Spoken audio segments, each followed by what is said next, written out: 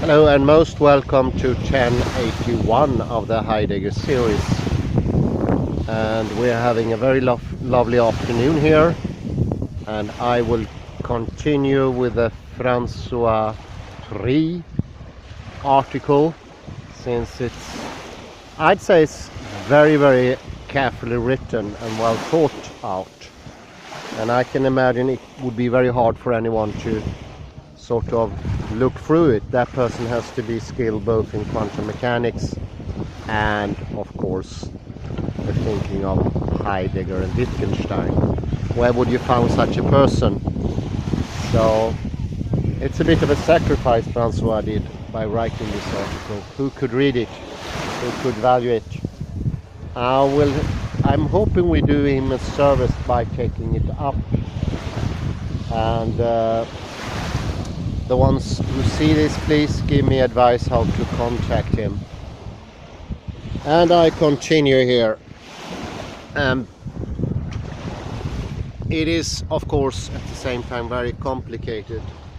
Why wouldn't it be? It's integrating both Martin Heidegger, Ludwig Wittgenstein and quantum mechanics. I think that covers quite a bit, if not all. So we continue. Hence, the measurement problem can be understood as an instantiation of the Wittgensteinian problem of rule following, or as the problem of a gap between the quantum mechanical rules or concepts and their application, where the rule of the quantum observer, thus of consciousness, is significant. This problem can be solved or dissolved a la Wittgenstein. The process of measurement is a Wittgensteinian process, a language game of the application of quantum rules. The so-called explanatory gap problem in the philosophy of mind, which is also called the hard problem of consciousness, that is the problem of physicalistic or naturalistic explanation of a phenomenal consciousness, can also be understood as a Wittgensteinian problem of a gap between a rule, that is a concept, and its application.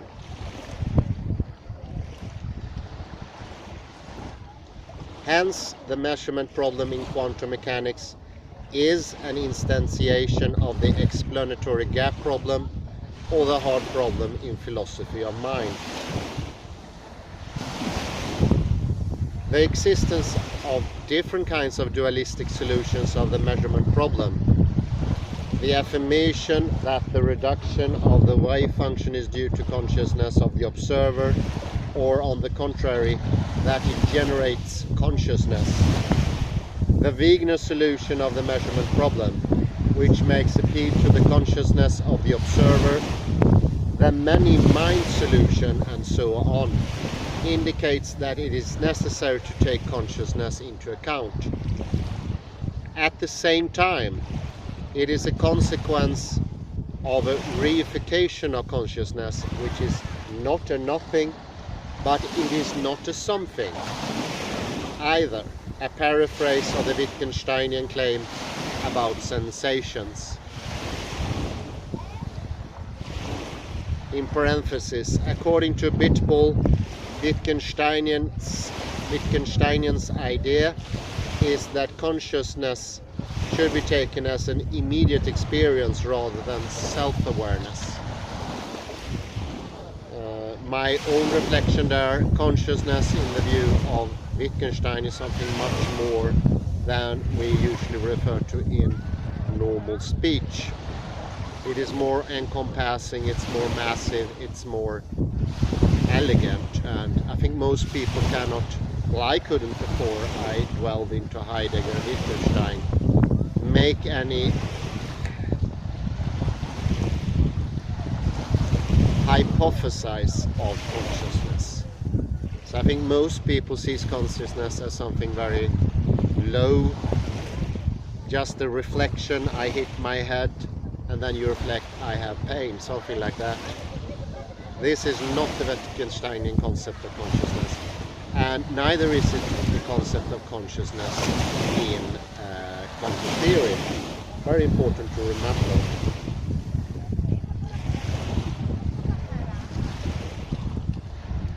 Sie ist kein Etwas, aber auch nicht ein Nichts. This is what Wittgenstein. Although Wittgenstein speaks about sensations, for him this is also true for consciousness in general.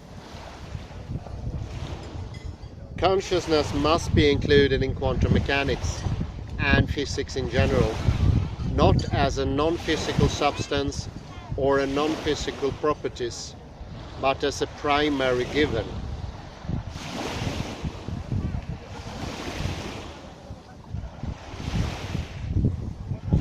An immediate experience, which in itself is physical. This is the beginning and the end of theory.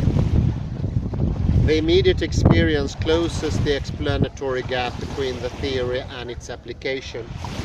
The hard problem in philosophy of mind, or the problem of closing the gap between phenomenal consciousness and its physicalistic description, appears as a result of reification of consciousness. It can be solved or dissolved only by means of a correct understanding of the naturalistic, physicalistic nature of consciousness. So briefly, the logic of a pragmatic dissolution or normative naturalistic solution of the measurement problem is the following.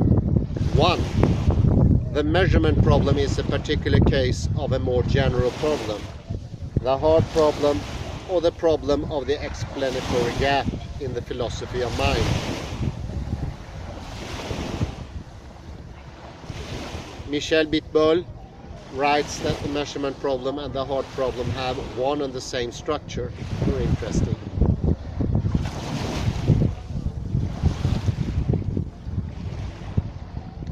A human being, and thus consciousness, is essentially involved in the process of measurement. A human being forms an intention to accomplish a measurement and accomplishes it and finally observes the result of measurement.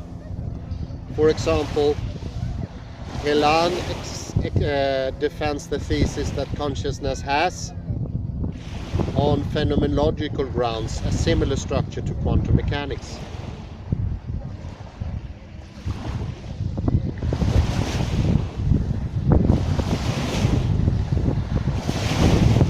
Two, the hard problem can be reduced to the problem of application of a rule, concept of theory in the Wittgensteinian sense. The explanatory gap is a gap between a neurological concept describing a phenomenological experience and its application to the phenomenological experience. Hence, it is also a gap between a neurological concept and the corresponding phenomenological concept.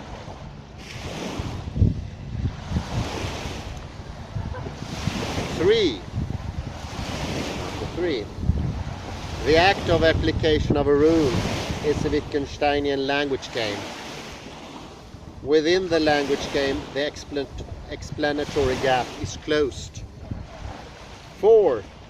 The notion of language game can be understood not only pragmatically, that is, as a normative activity, interaction or practice, but also naturalistically, that is, as a natural phenomenon. The language game is both natural and spontaneous, normative. Hence, the Wittgensteinian naturalism is not metaphysical, but normative, which means that the phenomena contains itself its own implicit norms that are themselves natural. The corresponding notion is Joseph Roos. Phenomena or interaction. According to Roos, we should stop conceiving of the normative and the material as separative. The two are constitutive of each other. 5. Heidegger's notion of Dasein corresponds to Wittgenstein's notion of language game. Thomas Wrench, 2003, thinks that Dasein corresponds rather to the Wittgensteinian notion of form of life. However, the Wittgensteinian notion of a form of life can be understood as a system of established language games, background, or as a sort of a language game of the second order, within which it only makes sense to consider more concrete language games of the first order. 6. The so-called collapse of the wave function is the process of measurement, is not a physical process. The process of measurement in quantum mechanics is a Wittgensteinian language game, or in metaphysical Heideggerian language, Dasein, or a realization of one of the possibilities of Dasein. Very good.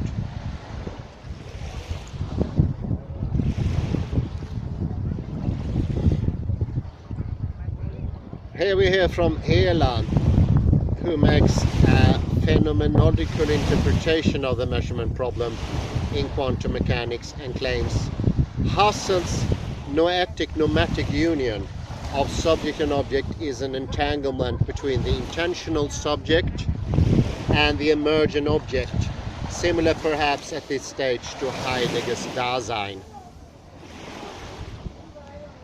The understanding of the nature of the process of measurement. This allows a therapeutic dissolution or a metaphysical solution of the measurement problem.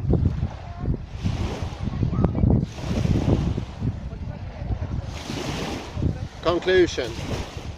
Heidegger's phenomenology, as well as the second philosophy of Wittgenstein, can be understood as a normative pragmatism and even as a specific normative naturalism. It makes explicit the metaphysical proposition of the second philosophy of Wittgenstein. Both philosophies are appropriate for understanding quantum mechanics as a science of a new type, rejecting the metaphysical notion of reality, and for solving, in the case of Heidegger, or dissolving, in the case of Wittgenstein, the measurement problem in quantum mechanics.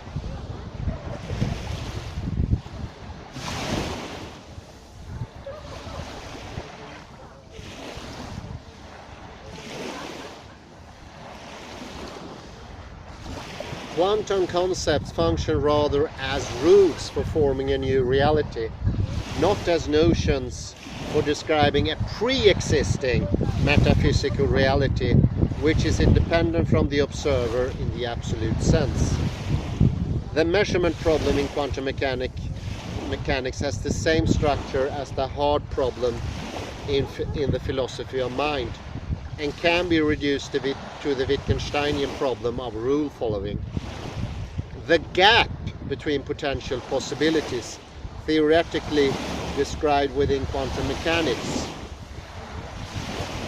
and the actualization of one of these possibilities is being closed pragmatically within the language game of correct application of quantum mechanics, playing the role of a Wittgensteinian rule. In the theoretical/metaphysical language of Heidegger, the language game is Dasein, or a realization of one of the potential possibilities contained in Dasein. The addition of this philosophical notion to the notional apparatus of quantum mechanics allows a theoretical solution to the measurement problem. And that's it from the very interesting article of François-Igor Pris.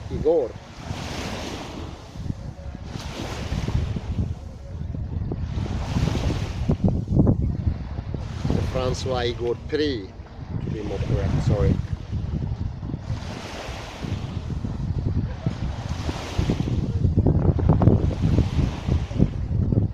Well, this caused further waves in my understanding, something I most often discussed when it comes to Niels Bohr or his son Åge Bohr.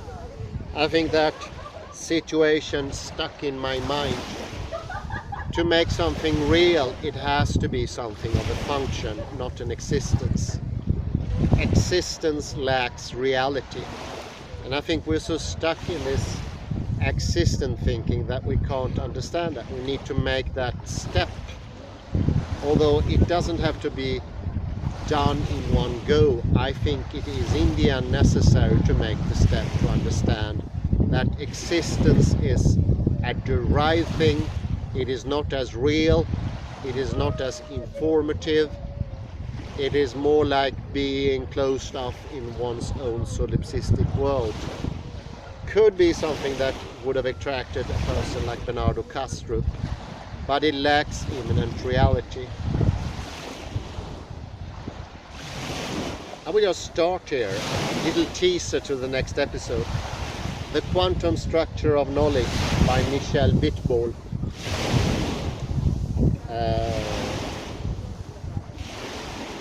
It's found in the Axiomat 21, pages 357 to 371. It was published in 2011.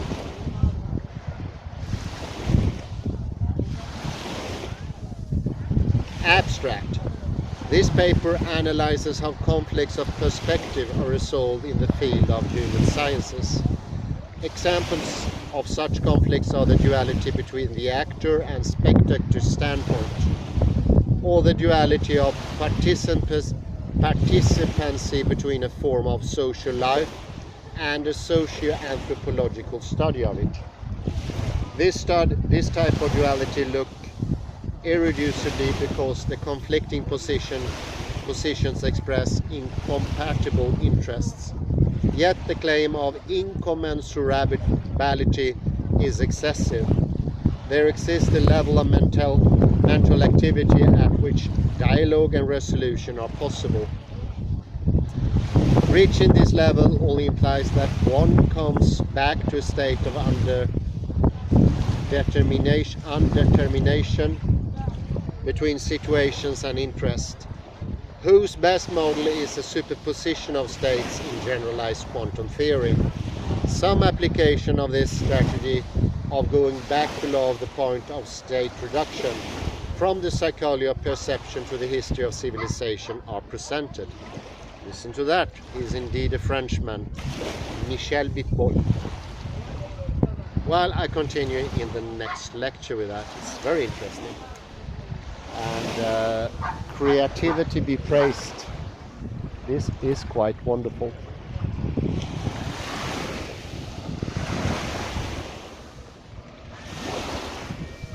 There I end my little teaser.